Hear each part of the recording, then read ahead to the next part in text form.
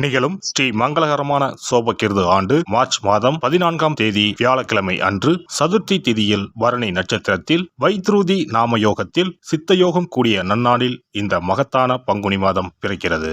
பிறக்கும் இந்த பங்குனி மாதத்தின் கிரக நிலைகளை பார்க்கும்போது மேசத்தில் குரு பகவானுடன் இணைகிறார் சந்திர பகவான். கன்னி ராசியில் கேது பகவானும் மகர ராசியில் செவ்வாய் பகவானும் உள்ளனர். சூரிய பகவான், புதன் பகவான், ராகு பகவான் மீன ராசியில் சஞ்சாரம் செய்கின்றனர். கும்பராசியில் சனி பகவானுடன் சுக்கிரன் உள்ளார். இம்மாத கிரக பெயர்ச்சி என எடுத்துக்கொண்டால் செவ்வாய் பகவான் மகரத்தில் இருந்து கும்பராசிக்கு பெயர்ச்சி அடைகிறார். சுக்கிர பகவான் கும்பத்தில் இருந்து மீனராசிக்கு பெயர்ச்சி அடைகிறார். சந்திர பகவானை பொறுத்தவரை மேசத்தில் ஆரம்பித்து 2.25 நாட்கள் வீதம் 12 ராசிகளை கடந்து ரிஷபத்தில் அமர்ந்து பலன்களை தரப்போகிறார். இம்மாத சிறப்பாக குரு பகவான் நீச நிலையில் இருந்து வக்ர நிலைக்கு மாறுகிறார். இதன் காரணமாக உச்ச பலன்களை அள்ளி தரப்போகிறார் குரு பகவான். இந்த கிரக அமைப்பினால் உங்கள் வாழ்வில் ஏற்படக்கூடிய சுப மற்றும் அசுப பலன்கள் என்ன என்பதனையும், அசுப பலன் ஏற்படுமாயின் ராசிக்காரர்கள் செய்ய வேண்டிய பரிகாரம் என்ன, வழிபட வேண்டிய தெய்வம், வழிபடும் முறை என்ன என்பதனை பற்றி விரிவாக காண்போம். பிறக்க போகும் இம்மாதம் உங்கள் வாழ்வில் வளமும் நலமும் செல்வ செழிப்பும் பெற்று வாழ்வின் உயரிய நிலையை அடைய எல்லாம் வல்ல எம்பெருமானை வேண்டி விரும்பி கேட்டுக்கொள்கிறேன். மேசராசி அன்பர்களே, இந்த மாதம் செலவுகள் கூடும். வாகனங்களால் செலவுகள் உண்டாகும். மனதில் வீண் குழப்பங்கள் ஏற்பட்டு நீங்கும். நெருக்கடியான சந்தர்ப்பத்தில் உதவிகள் கிடைப்பது கடினமாக இருக்கும். எந்த காரியங்களில் ஈடுபட்டாலும் மன தடுமாற்றம் இல்லாமல் இருப்பது நல்லது. தொழில் வியாபாரம் தொடர்பாக பயணங்கள் சென்று வர வேண்டி இருக்கும். வியாபாரம் தொடர்பான செலவுகள் அதிகரிக்கும். உத்தியோகத்தில் இருப்பவர்கள் வீண் அலைச்சலை சந்திப்பார்கள். குற்றச்சாட்டுகளுக்கும் ஆளாகலாம். கவனம் தேவை. குடும்பத்தில் வாக்குவாதத்தையும் கோபத்தையும் தவிர்ப்பது நல்லது. வாழ்க்கை துணையுடன் அனுசரித்து செல்வது நல்லது. பிள்ளைகள் நலனில் அக்கறை தேவை. விருந்தினர்கள் வந்து செல்வார்கள். பெண்களுக்கு மன தடுமாற்றம் இல்லாமல் எதையும் செய்வது நல்லது. தேவையான உதவிகள் கிடைப்பது தாமதப்படும். வீண் அலைச்சல் உண்டாகலாம். மாணவர்களுக்கு பாடங்கள் படிப்பது மனதில் மகிழ்ச்சியை உண்டாக்கும். தேர்வில் அதிக மதிப்பெண் பெற குறிக்கோளுடன் செயல்படுவீர்கள். கலைத்துறையினருக்கு பணவரவு ஏற்ற இறக்கமாக இருக்கும். எடுத்த முடிவை செயல்படுத்தும் முன் ஒரு முறைக்கு இருமுறை ஆலோசிப்பது நல்லது. எந்த ஒரு காரியத்திலும் அவசர முடிவு எடுக்க தூண்டும். அரசியலில் இருப்பவர்களுக்கு எதிர்பார்த்த பதவி உயர்வு கிடைக்கும். கூடுதலாக உழைக்க வேண்டி இருக்கும். மேலிடத்தில் இருந்து வந்த கருத்து வேற்றுமை நீங்கி ஒற்றுமை உண்டாகும். எடுத்திருக்கும் அரசாங்க வேலைகள் மூலம் நன்மைகள் உண்டாகும். நட்சத்திர பலன்கள்.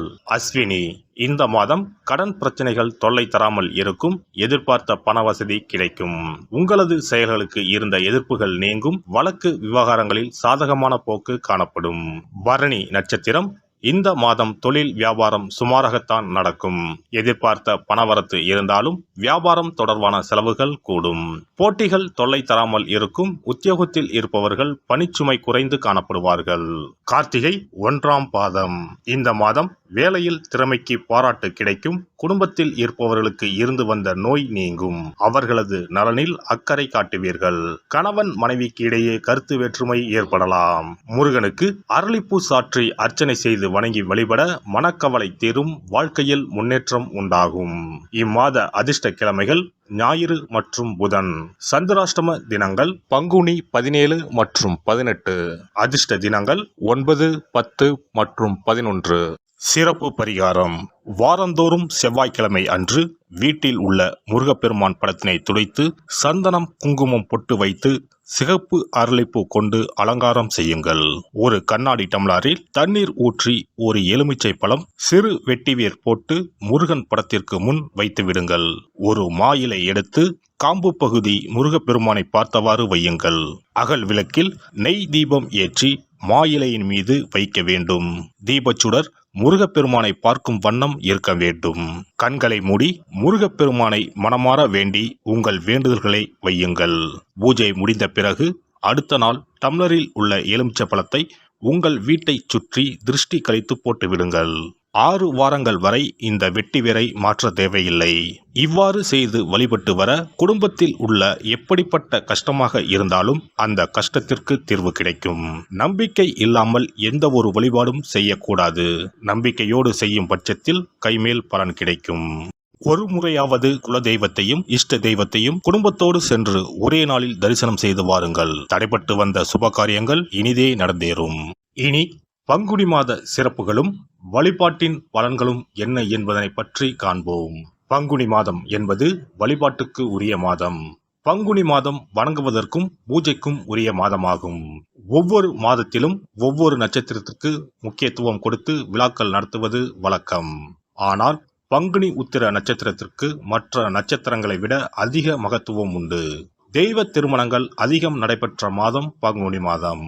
மாதங்களில் 12வது மாதம் பங்குனி, நட்சத்திரங்களில் 12வது நட்சத்திரம் உத்திரம்.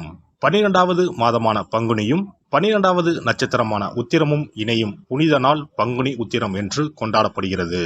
எனவே பங்குனி மாத உத்திரத்தின் சிறப்புகள் அதிகம். பங்குனி உத்திர நாளில் அனைத்து ஆலயங்களிலும் சிறப்பு வழிபாடுகள் நடைபெறும். கிராம கோவில்களில் அக்னி சட்டி ஏந்துதல், பூஜைகள் விமர்சையாக நடைபெறும். எண்ணற்ற ஆலயங்களில் சுவாமி அம்பாள் திருக்கல்யாணம் நடைபெறும். சிலருக்கு கைகூடாமல் திருமணம் தள்ளி போனால் பங்குனி உத்திர நாளில் விரதம் இருந்து இறைவனை வழிபட்டால் வெகு சீக்கிரம் திருமணம் கைகூடும் என்பது ஐதீகம். அதோடு காதலிப்போர் மனதுக்கு பிடித்தவரை கரம் பிடிக்கவும் பங்குனி உத்திர விரதம் இருப்பது மிகுந்த பலனை கொடுக்கும். பங்குனி உத்திரம் கல்யாண விரதம் என்றும் அழைக்கப்படுகிறது. 8 வகையான மகா விரதங்களில் கல்யாண விரதமும் ஒன்று. ஆகவே இந்த நாளில் திருமணம் ஆகாத இளையோர் விரதம் இருந்து தமக்கு நல்ல வரன்கள் கிடைக்க வேண்டும் என்று சிவபெருமானையும் பார்வதி தேவியாரையும் வேண்டுவது நல்ல பலன்களை பெற்றுத்தரும். இத்தினத்தில் மேற்கொள்ளும் விரதம் மிகவும் விசேஷமானது. நீண்ட நாள் ஒற்றுமையுடன் வாழ விரும்பும் தம்பதியர் விரதம் இருந்து சிவனுக்கும் சிவ பார்வதிக்கும் அபிஷேகம் செய்வார்கள். இந்த விரதத்தை முருகனை வேண்டியும் செய்யலாம். அதோடு அன்னதானம், வஸ்திரதானம் செய்வதும் சிறப்பானது. ஜாதக தோஷத்தால் திருமணம் தடைப்பட்டவர்கள் வழிபாடு மேற்கொள்ளவும் சிறந்த நாள் இதுவாகும். செவ்வாய் தோஷம் காரணமாக திருமண தடைகளை சந்திப்பவர்களுக்கு பங்குனி உத்திரத்தன்று முருகனை மனமுருகி வணங்கினால் திருமண தடைகள் நீங்கி திருமணம் சுபமாக முடியும். குழந்தை பேரில்லாமல் தவிப்பவர்கள் பங்குனி மாத விரதம் இருந்து அம்மன் கோவில்களுக்கு சென்று வழிபட அந்த அம்மனின் அனுக்கிரகத்தால் நிச்சயம் புத்திர பாக்கியம் கிடைக்கும். தொழில் மற்றும் வியாபாரங்களில் ஈடுபடுபவர்கள் தமிழ் வருடத்தின் கடைசி மாதமான பங்குனி மாத தினத்தில் திருஷ்டி பூசணிக்காய் வாங்கி உங்கள் வியாபார இடங்களை திருஷ்டி கழித்து அதற்குரிய நேரத்தில் உடைக்க வேண்டும். இப்படி செய்வதால் உங்களுக்கு இந்த ஆண்டு ஏற்பட்ட தோஷங்கள் அனைத்தும் நீங்கும். பங்குனி உத்திர நன்னாளில் நம்மால் முடிந்த அன்னதானங்களை செய்வது மிகுந்த புண்ணியம் தரும். எலுமிச்சை சாதம் அல்லது தயிர் சாதம் அல்லது சர்க்கரை பொங்கல் என அன்னதானம் செய்யலாம்.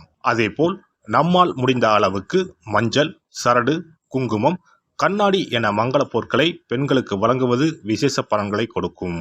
முருகப்பெருமான் நமக்கு இதுவரை இருந்த காரிய தடைகள் அனைத்தையும் களைந்து நமக்கு நல்வழி காட்டி அருளுவார். பங்குனி மாதத்தில் அனைத்து நாட்களிலும் கோவிலுக்கு சென்று வருவது மிக்க பலனை தரும். மேலும் செல்வ செழிப்புடன் வாழ்வதற்கு உதவும்.